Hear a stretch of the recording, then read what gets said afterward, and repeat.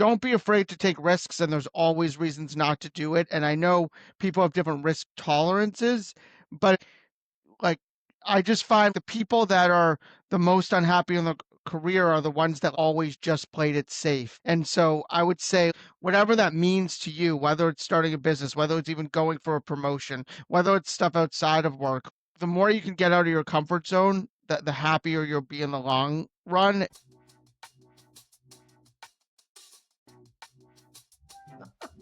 Can you do me a favor? Can you look in the camera and say like, comment, and subscribe? Like, comment. Like, comment, and subscribe to my channel. So to my grandson's channel. Say like, comment, and subscribe to my grandson's channel. Like, comment, and subscribe to my grandson's channel. You heard it. All right. Welcome back to If I Knew Then. I'm Anthony Tropea. This show's about real conversations with people who've learned through experience, whether it's business, career, or personal growth. Each episode, I sit down with someone who's built something, changed direction, or figured out something worth sharing. Today's guests are my good friends, Matt Messina and Mike Hoffman. They are the first recurring guests as well. So thank you guys for doing this today. And the first group show. Yeah, and the first group show.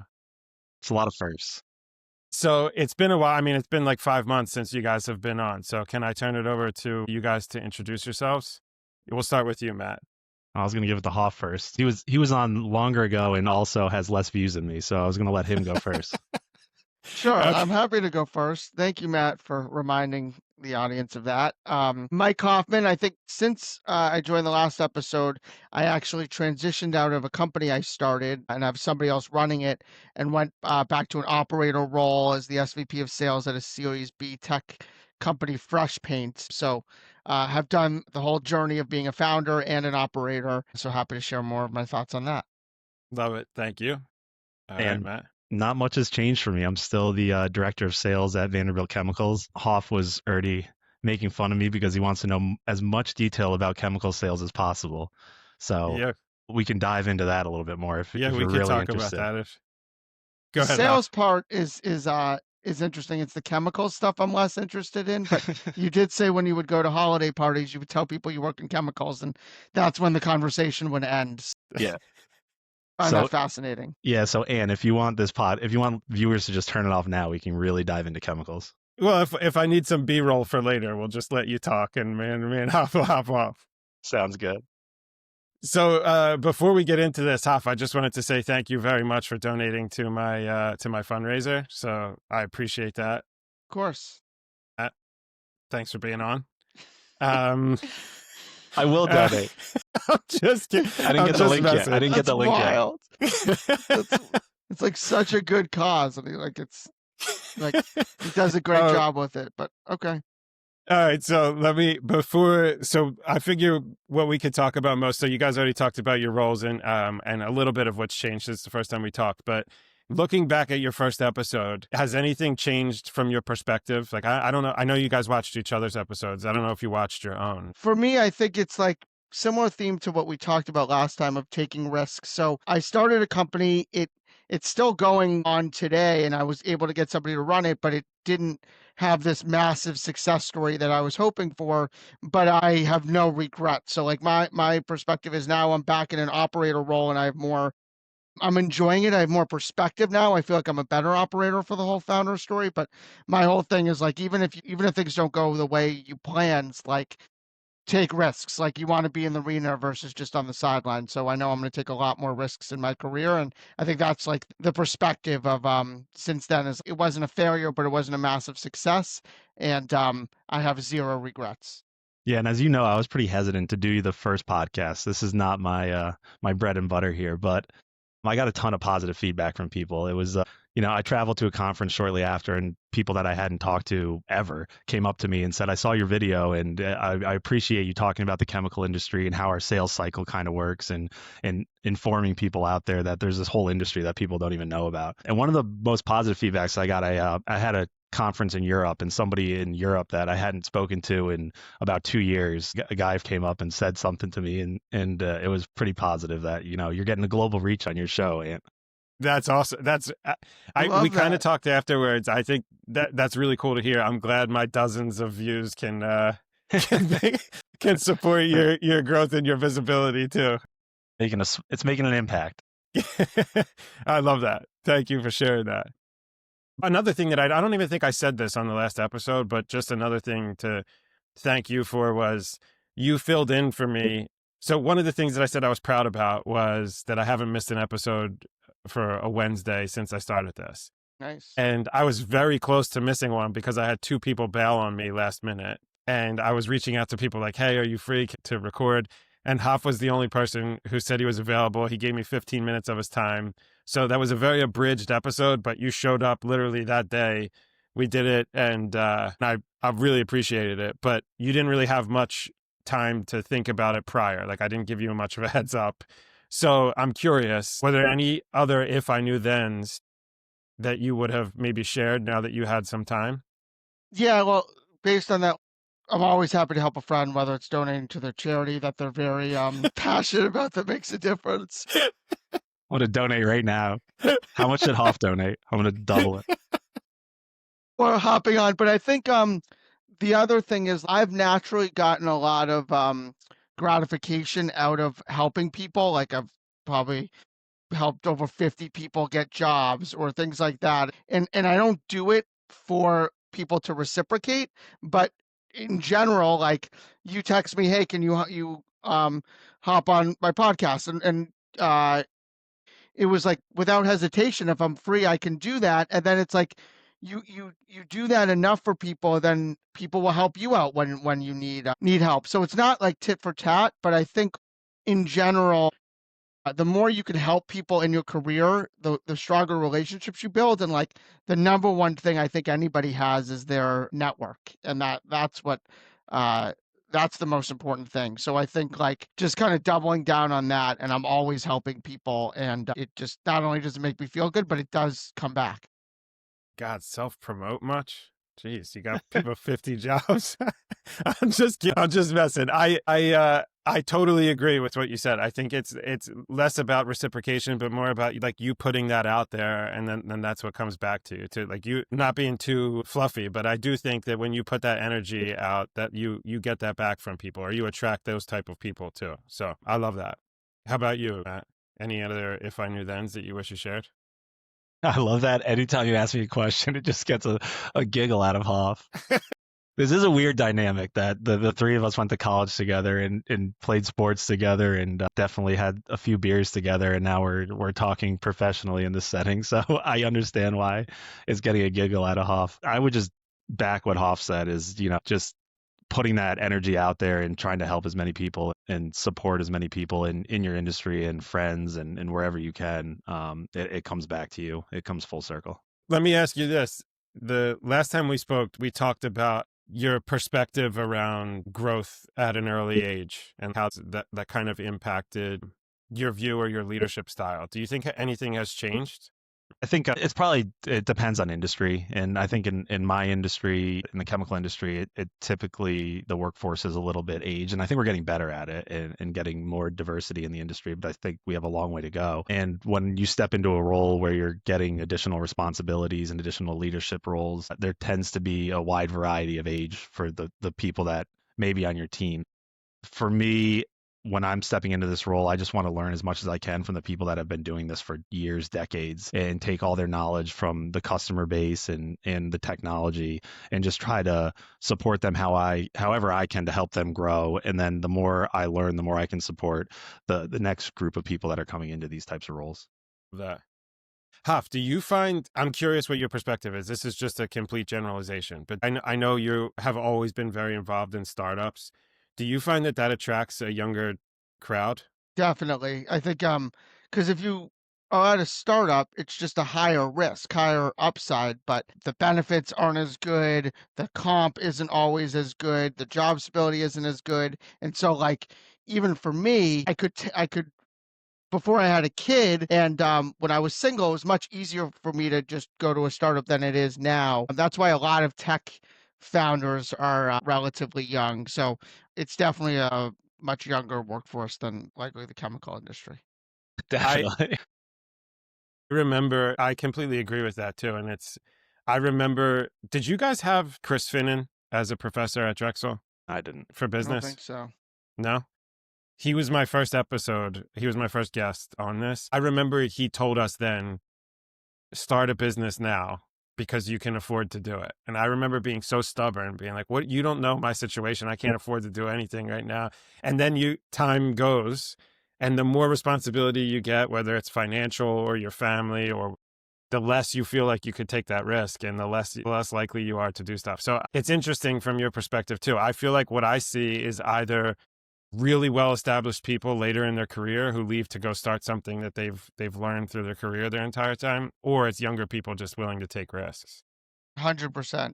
100%. But I will say to anybody listening that when I was thinking about starting something, and at the time I was just getting married when I was starting the company, I felt like it wasn't the right time. And somebody gave me advice. It's never the right time. There's always a million reasons why it's not the right time. And you got to take the shot because you'll make it work. You'll figure it out. So right now I'm enjoying the stability of being an operator and loving it. But I don't want to have the head trust down the road of like, oh, now I have kids. Now I can't start something, because you're right. It's definitely easier, to your point, either being in one of those two situations, young with less commitments or older with a lot of money. But that's not to say it's impossible to do it in the middle Sure. either.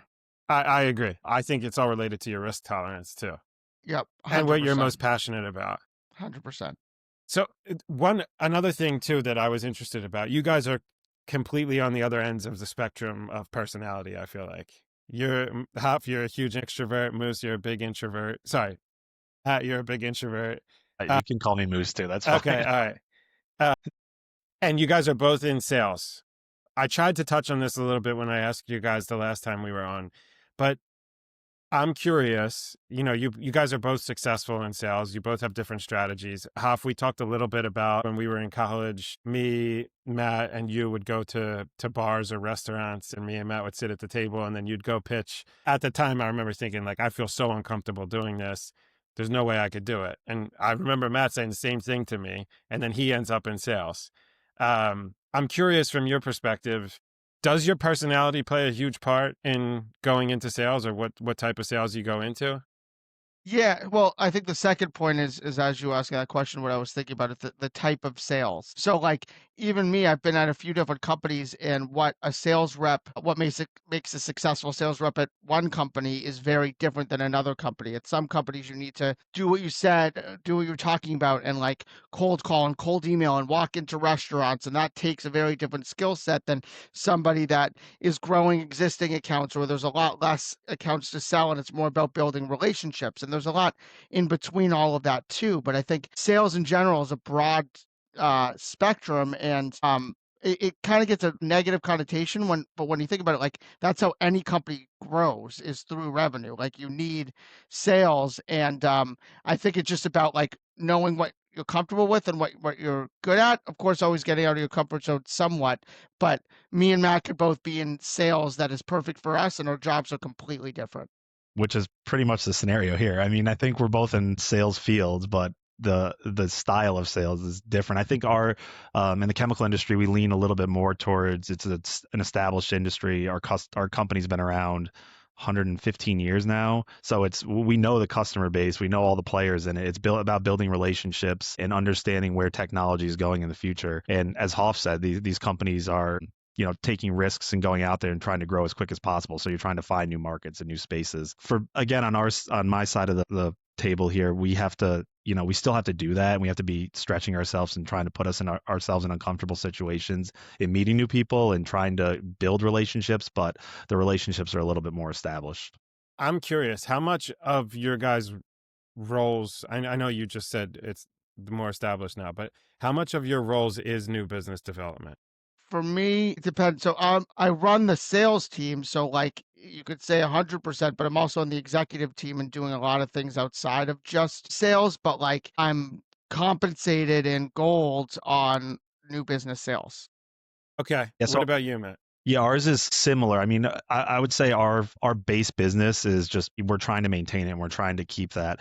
But the new business development isn't going out and finding a new customer necessarily. It's going to an existing customer and trying to get on the next line of production for aviation or automotive or oil rig drilling and what where's technology going in the future, and what do we need to develop from our side to help that company get to that space where they're trying to get to in the future. I'm always so curious about this. As someone who is on the buying side, how much of your roles is relationship management? Because I know that there's a lot of times where, you guys have a job to do, but then on the other side, no one ever wants to feel taken advantage of. They want to feel like they have a good deal too. So how much of that do you take into account when presenting things? And is it person dependent? Is it? Yeah, I mean, if clearly and Hoff can speak to this too, but when you're selling a product, you believe there's a value in your product. So it's not like you're trying to pull one over on somebody or try to get your product in there where they don't need it. You're trying to more so find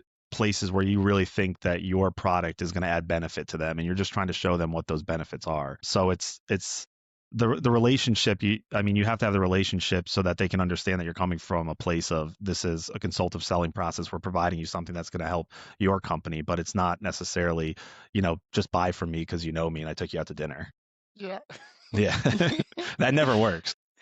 You need yeah, I would say in my role, so like as you get like higher up, you get like further and further from the sale. So I love being on customer calls and all of that, but a lot of it is like internal stuff, like needing to convince people of things internally and build internal relationships and all of that. But I will say, depending on the sale, like definitely in Matt's sale and in the sale I'm at now versus like selling to a restaurant where there's a million restaurants and you can just go on to the next one, you do need to build relationships with them. But I don't think that's inauthentic. Yes, if I'm trying to sell Anthony Tropea, like, yes, you're a prospect. I do have targets I have to hit and all of that, but that doesn't mean that I don't truly still care about you and could build a relationship and believe that I can give you a solution that matters. At least from your side, you might feel being sold to or all of that. I think in that case, those reps aren't the best sales reps, but I don't think it's mutually exclusive of, oh, somebody's trying to sell me, so it's inauthentic. Sure. I didn't mean to suggest that. I think like your perspective there makes a lot of sense. I don't think it's inauthentic. I do think though, the way that you framed it, and maybe this is just my brain because I'm so not used to that side of things.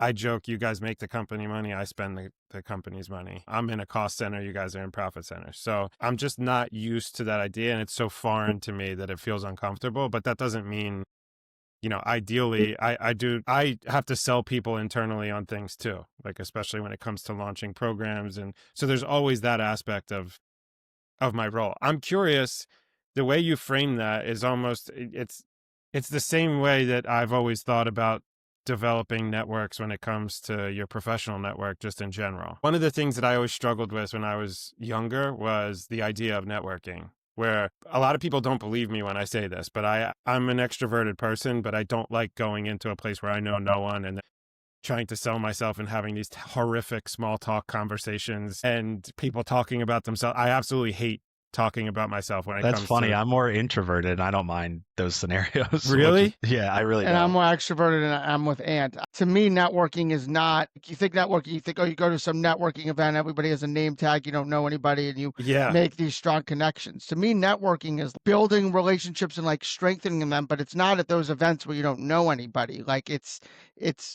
is networking. I'm strengthening relationships. Like, when I'm like, anything I'm doing that's helping other people, that kind of thing. So I've built a strong network and I rarely go to events where I don't know anybody.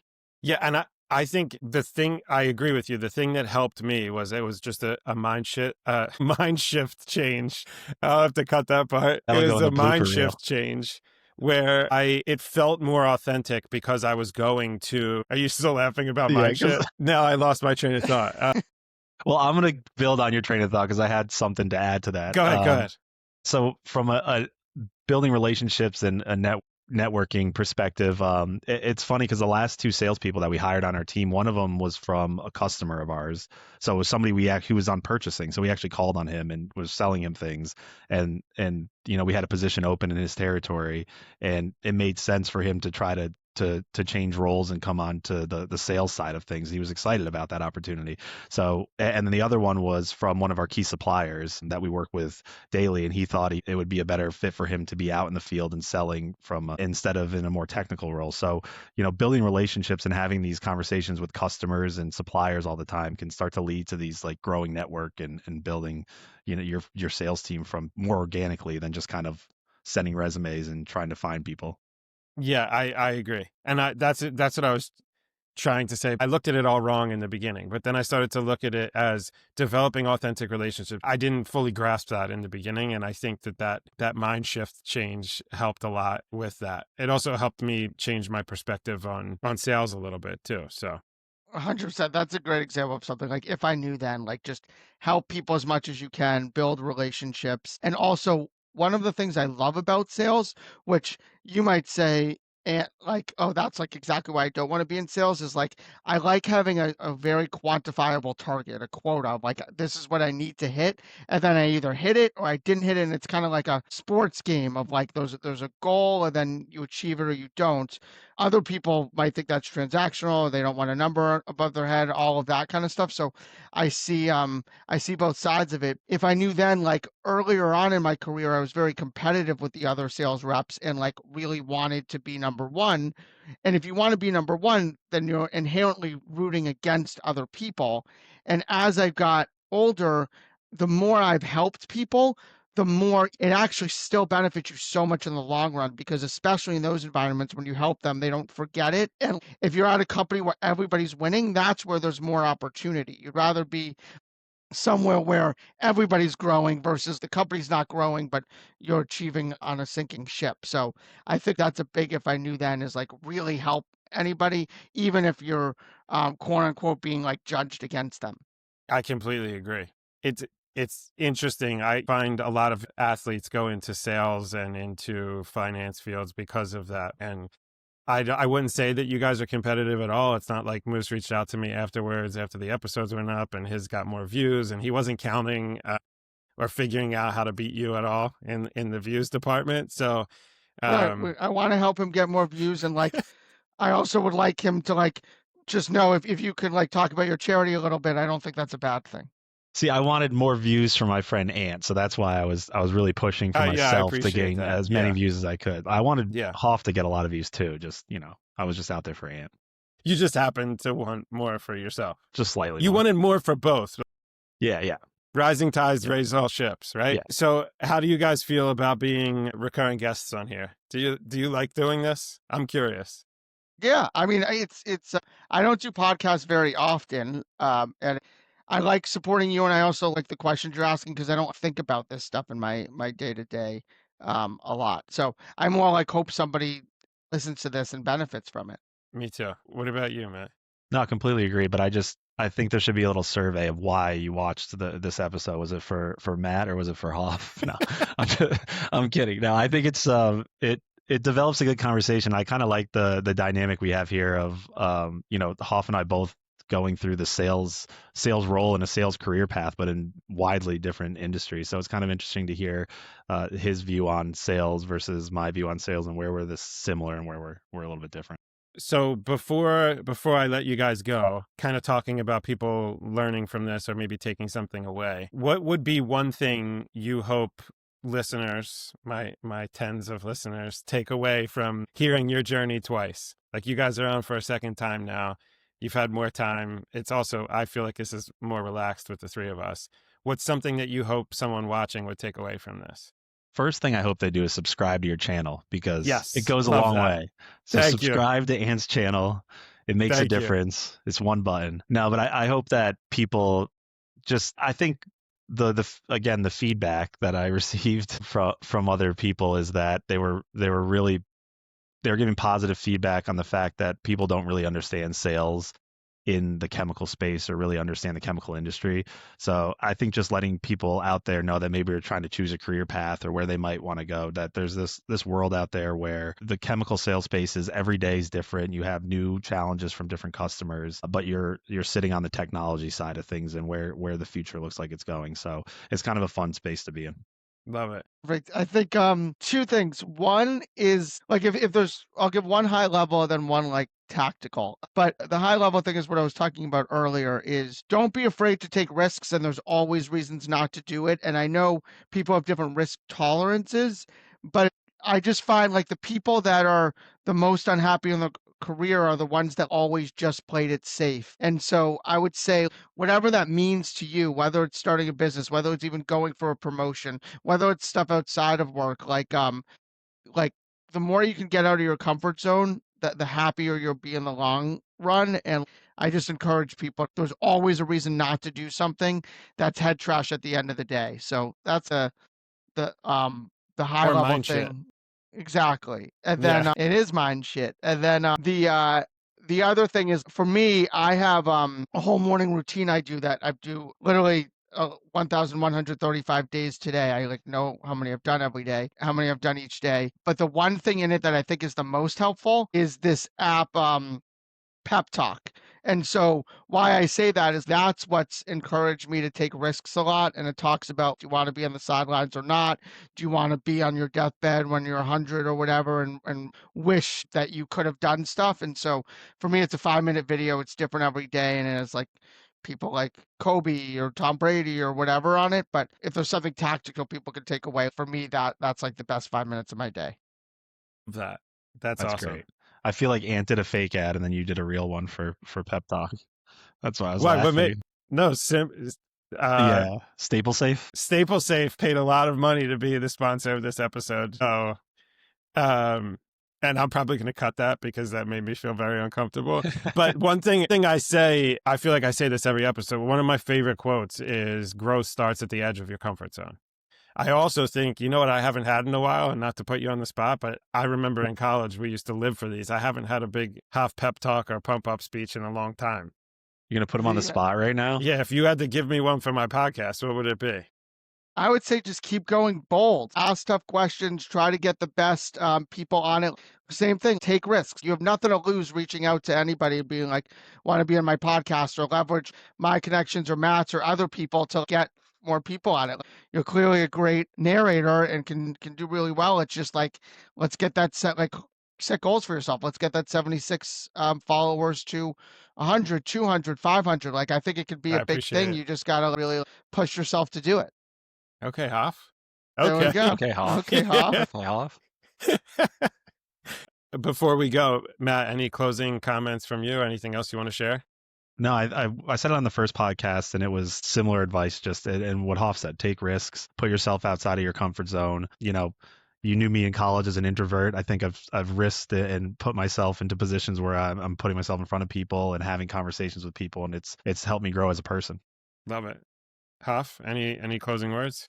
I think we did most of it. I think the one thing I always think about, because you love my quotes, I don't remember if I shared this one last time, but one thing I think about is the world belongs to optimists is something I think about a lot. So it's easy to hate on things and it's easy to be realistic, but the people that are the most successful are optimistic. And it's not that realist or negative pessimist are wrong. It's just not the mindset that I want to have. So I try to always stay optimistic even when things are tough.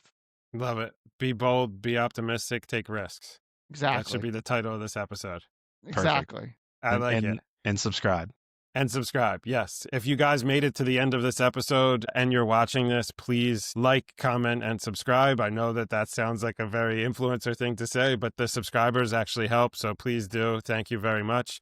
And thank you guys for doing this. I really appreciate it. Thank Of you. course.